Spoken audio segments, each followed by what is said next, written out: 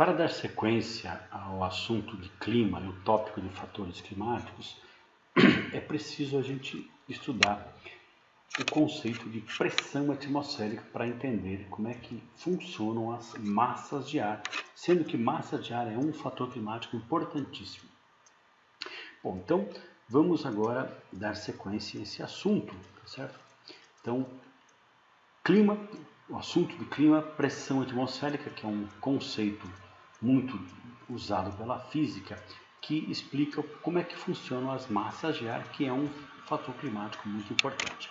Bom, então, primeiramente, o que é pressão atmosférica? Nada mais é do que a força exercida por uma coluna de ar da atmosfera sobre uma área equivalente. Então, imagine que vocês estejam andando na rua e sobre vocês tem o quê? Uma coluna de ar sobre a sua cabeça.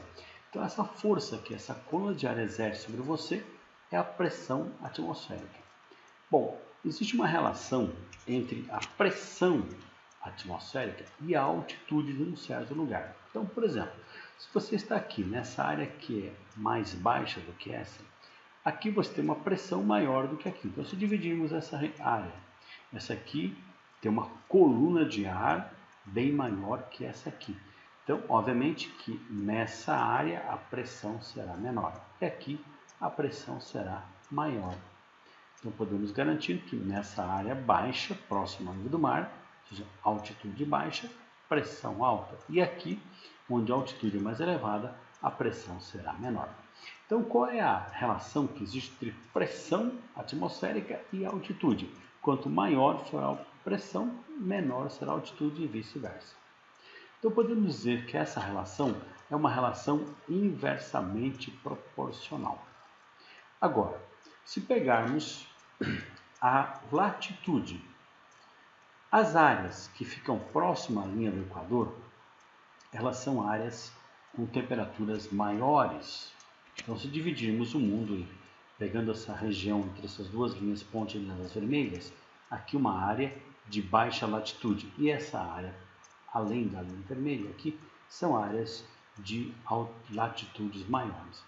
Então, por que podemos dizer que aqui a pressão atmosférica é mais baixa? Porque a temperatura é mais elevada. Vamos só lembrar, por que um balão sobe? Porque o ar que fica dentro do balão, ele é aquecido por uma chama. Portanto, ali dentro daquela área, a temperatura se eleva, o ar fica mais leve. Então, o ar quente é mais leve. Sendo assim, a pressão atmosférica das regiões de alta latitude são maiores, enquanto que aqui dentro dessa faixa, entre os dois trópicos, temos uma menor pressão atmosférica. Ou seja, a latitude e a pressão são também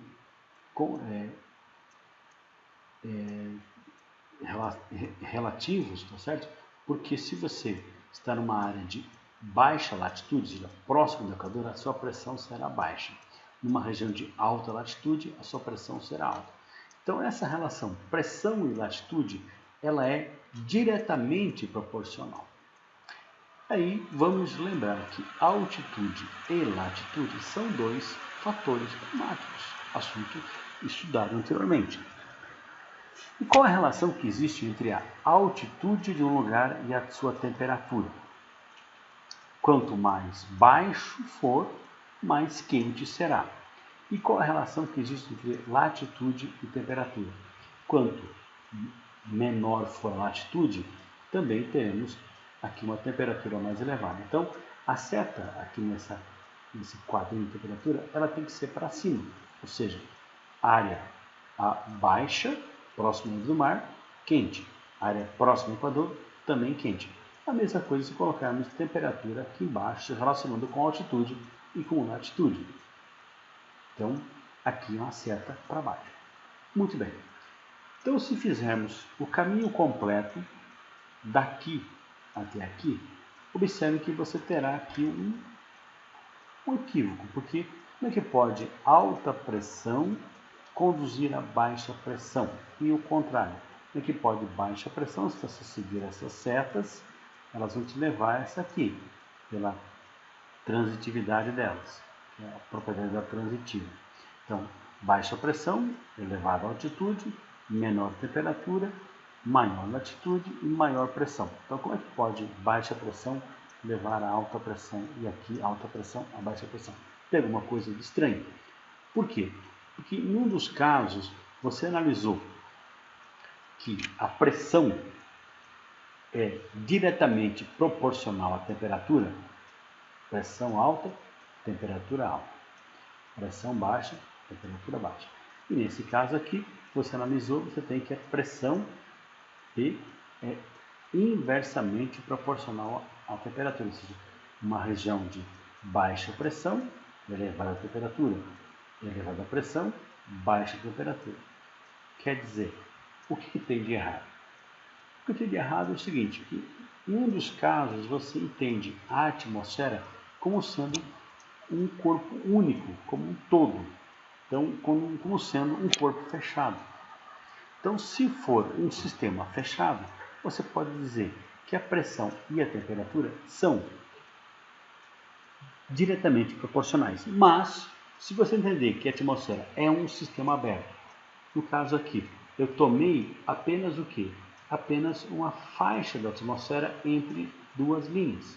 Então, se você analisar a atmosfera sobre um continente, ou sobre um país, ou até mesmo sobre uma cidade, ela sempre será tratada como sendo um sistema aberto, ou seja, não existe nada que impeça a atmosfera que está sobre uma determinada localidade sair dali, ou seja, essa massa de ar poderá deslocar-se na atmosfera.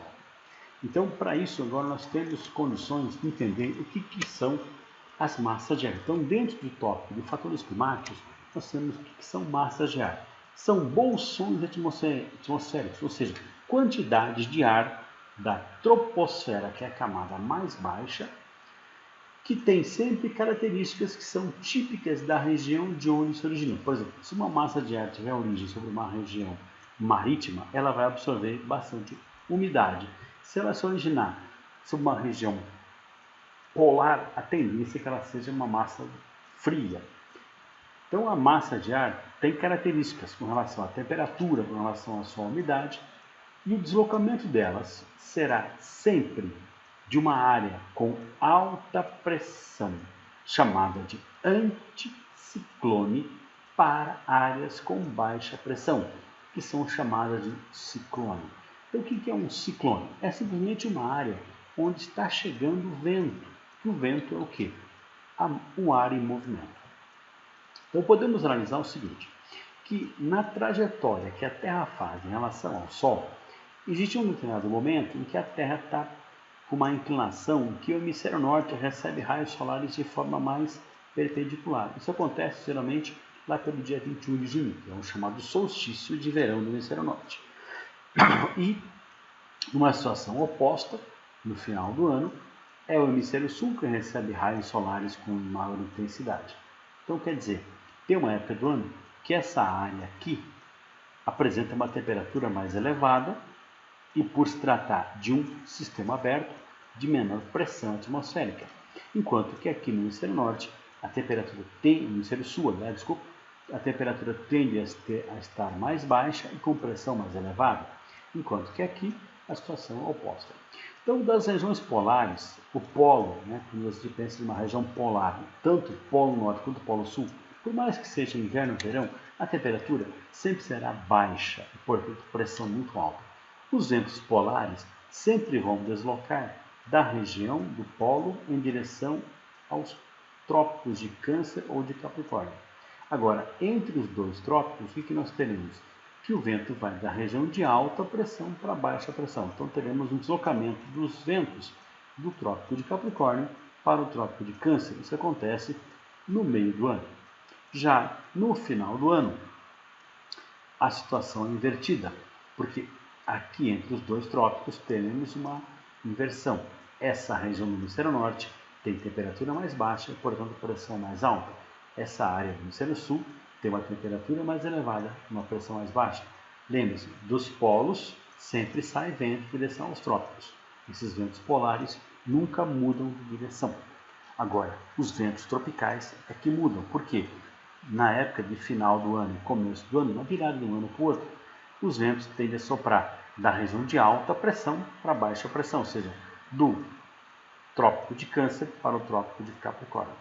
Então observe que nessa época do ano, o sentido geral dos ventos na região tropical é do sul para o norte, e nessa época do ano, do norte para o sul. Então podemos dizer que as áreas com alta e baixa pressão, elas se alteram. Por quê? Porque a Terra realiza um movimento de translação. Então a gente não diz que uma região tem sempre alta pressão ou baixa pressão. Uma região entre os trópicos, ela pode estar com alta pressão ou com baixa pressão. Depende da época do ano. Então, dando sequência a esse assunto, como que é a movimentação no sentido horizontal e vertical dos ventos? Então, lembrando, anticiclone, uma área com alta pressão. Portanto, uma região de alta pressão, a tendência é que os ventos desçam e daí eles saiam. Então, vamos analisar a seguinte situação.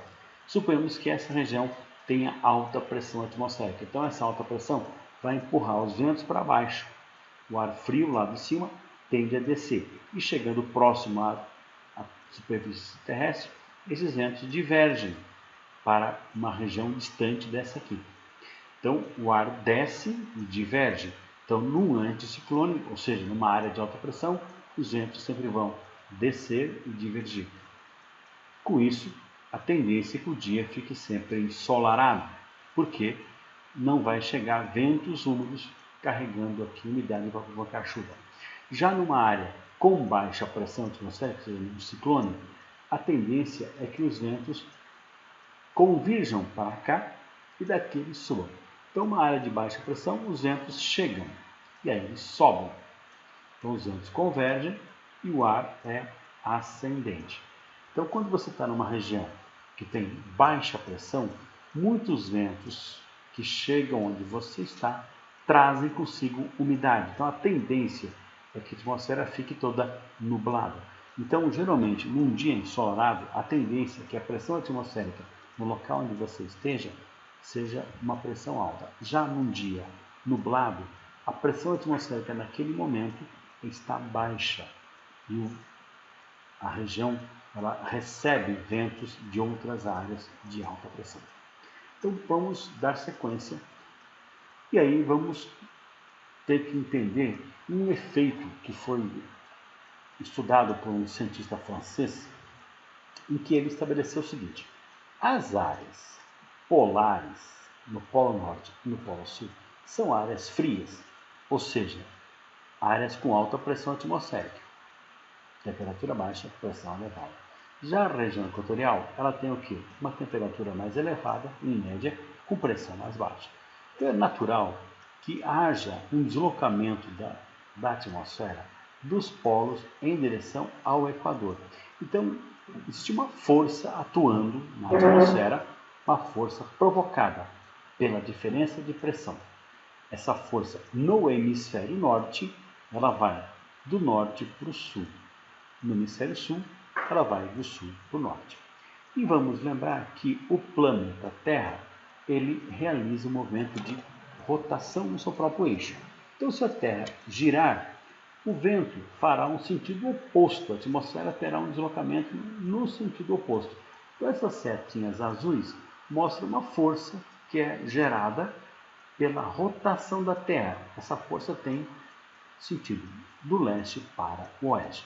Então, observe que aqui no hemisfério sul, essa seta vermelha, que é a força provocada pela diferença de pressão, sofre um desvio. Esse desvio é para a esquerda. Essa força desvia para a esquerda. E no hemisfério norte, muitos vão dizer assim: também é para a esquerda. Não, não é a sua esquerda, é a esquerda da seta, ou seja, a seta que está deslocando aqui. Se você se colocar nessa posição, se você estivesse caminhando nessa direção aqui, e você sofresse uma força vinda de cá, você iria desviar para onde? Para a direita. É só você se imaginar caminhando sobre essa seta vermelha. Uma força atuando aqui fará você sentir um desvio para a direita. Então, o que o senhor Coriolis descobriu é que no hemisfério norte, as forças provenientes da diferença de pressão, elas são desviadas para a direita, no hemisfério sul, para a esquerda. Então guardem essa informação com vocês. Então vamos lá. O fluxo geral dos ventos. O vento vai de uma região de alta pressão para uma área de baixa pressão. Então vamos simular aqui, tanto no hemisfério norte quanto no hemisfério sul, centros de alta pressão e centros de baixa pressão. Os centros de alta pressão são chamados de anticiclone. Essas linhas amarelinhas que estão em volta do centro de alta pressão são chamadas de isóbaras. Iso quer dizer igual, bara, pressão. Então, aqui nós temos centros de alta pressão. Vamos colocar dois centros de baixa pressão, no hemisfério norte e no hemisfério sul. Como é que são chamados esses centros? Ciclone. Então, anticiclone é a área de alta pressão, ciclone, área de baixa pressão. Vamos lembrar que o vento vai da região de alta para baixa pressão. Então, dessa área aqui e aqui, nesse Azinho, teremos setas saindo, ou seja, é uma área de divergência de ventos. Enquanto que aqui temos vento chegando. Na área de baixa pressão, o vento chega. Com isso, acontece que a zona de baixa pressão, chamada de ciclone, é onde os ventos estão chegando em todas as partes. Uma zona de alta pressão, anticiclone, é uma área que está divergindo o vento. Lembrar do efeito de Coriolis, ou seja, desvios para a direita no hemisfério norte, desvios para a esquerda no hemisfério sul. Então aqui nós temos a seta vermelha sofrendo desvios. Então a seta branquinha é justamente o desvio provocado pelas forças de Coriolis. Então, se colocarmos aqui um desvio para a direita, será para onde? Para cá. Desvio para a direita? Para cá. Para a direita? Para cá. Você pode observar aqui, parece que é a sua esquerda, mas não, é a direita da força vermelha. Então, o sentido geral dos ventos, você acompanhar isso aqui, vai dar como chamam os físicos, um vórtex, isso, no sentido igual ao deslocamento do ponteiro de um relógio, ou seja, no sentido horário. Já aqui, no hemisfério sul, o que nós temos? Que as forças são desviadas para a esquerda. Então, se eu desviar todas essas forças para a esquerda, terei aqui, para a esquerda, para a esquerda, para a esquerda, para a esquerda. Então, se você acompanhar esse sentido aqui, que as setas fazem, terá um vórtex no sentido contrário ao relógio, ou seja, no anti-horário. Então, das áreas de alta pressão no hemisfério norte, o vento sai fazendo um giro no sentido horário. No hemisfério sul, o vento sai no sentido anti-horário. Agora, numa zona de baixa pressão, no hemisfério norte, o que nós temos? Que, devido ao efeito Coriolis, no hemisfério norte, o desvio é para a direita. Então, aqui, para a direita, para a direita, para a direita. Assim, é para cima? Não, mas é a direita de quem? Dessa seta aqui. A direita dessa seta aqui. Portanto, o que vai acontecer aqui? O sentido geral será no sentido contrário ao relógio. Então, um ciclone, onde o vento chega deslocando-se no sentido anti-horário no hemisfério norte. E no hemisfério sul vai ser o oposto, porque as forças de Coriolis desviam para a esquerda. Então aqui desvio para a esquerda, para a esquerda, para a esquerda, para a esquerda, para a esquerda. Com isso, o sentido geral dos ventos será o sentido exatamente igual ao relógio. Então observe que inverte. No hemisfério norte, os ventos saem no sentido horário. Como que eles chegam? No sentido anti-horário. No hemisfério sul, eles saem no anti-horário e chegam no horário. Então, se o vento soprar do hemisfério norte para o hemisfério sul, ele sairá de uma região de alta para uma região de baixa. Sairá no sentido horário e chegará no sentido anti-horário. Mas se ele ficar no meio do hemisfério, ele sairá no sentido horário e chegará no anti-horário. É algo um tanto quanto complexo, não é uma coisa tão simples de se entender. É preciso sempre exercitar isso, ver isso, esses slides várias vezes para que você possa, aos poucos, assimilando essa informação. Certo? Então, massa de ar depende justamente dessa diferença de pressão entre um lugar e outro para que ela possa se deslocar. No próximo momento, nós vamos analisar como que atuam as massas de ar no território brasileiro, quais são elas e como que elas atuam no território brasileiro. Então, portanto, esse assunto paramos por aqui, por hora.